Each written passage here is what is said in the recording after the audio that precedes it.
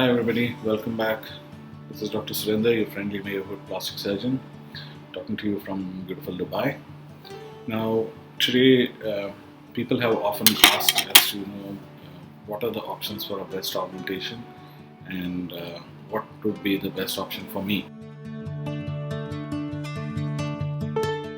Always at our center, we always try and find out what exactly you want, and based off that, based off your needs, based off your downtime, based off your problems that you're facing, we try and offer the best solution for you.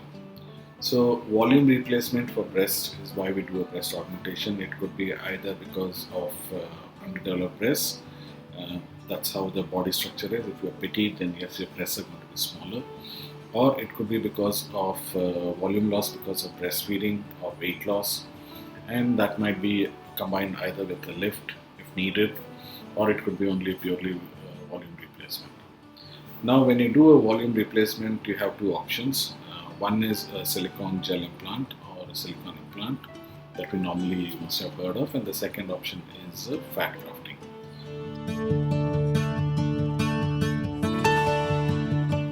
So, autologous fat grafting is basically fat that you take from your own body and then you fill it up into the breast. So, it's a combination of a liposuction where you're contouring your tummy and your lower back, and then, of course, we add the fat to the breast.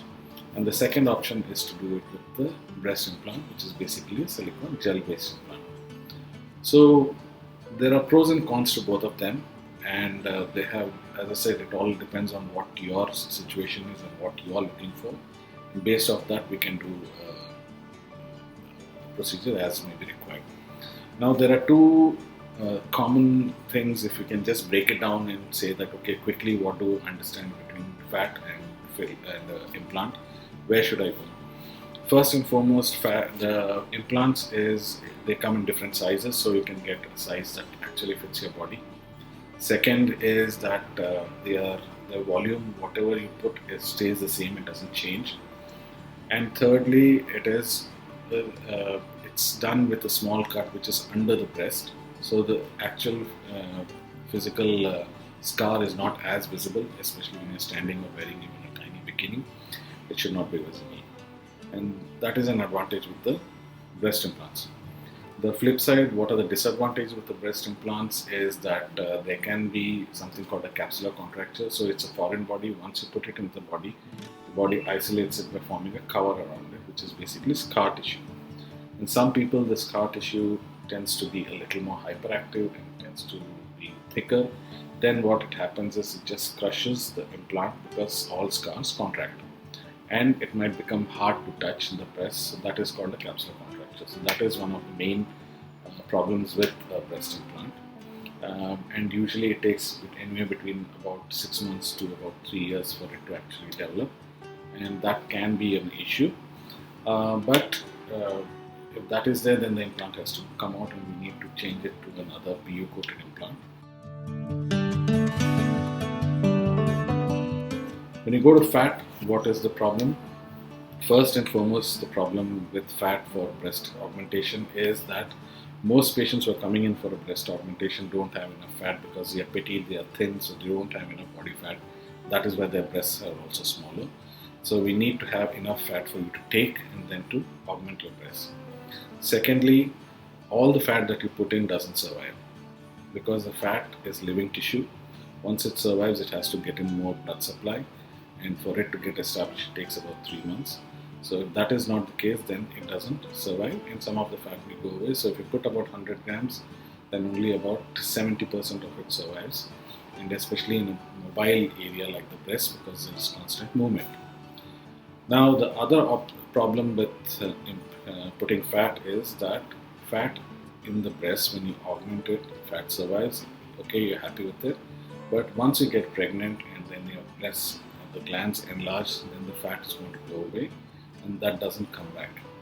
This is what happens even with normal breasts after breastfeeding, when you see that the breasts are sagging, because the fatty breast will always sag more because the fat gets replaced because of the enlarging glands, and that doesn't come back, and that is why you tend to have a sag. So if you're looking, so that is the third one. And the fourth problem is that, as I said, because fat we are putting it is living tissue, you cannot inject too much fat into one area because it won't survive.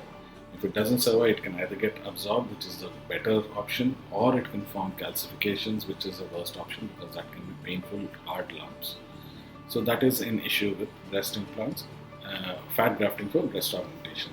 But if you're looking at larger volumes, then of course you need to do it in 2 sittings. In the first sitting, we get you to a certain level, and then the next level we can do it after 3 to 6 months once this fat has survived, because the tissues have relaxed and now there is more space for you to accommodate more fat.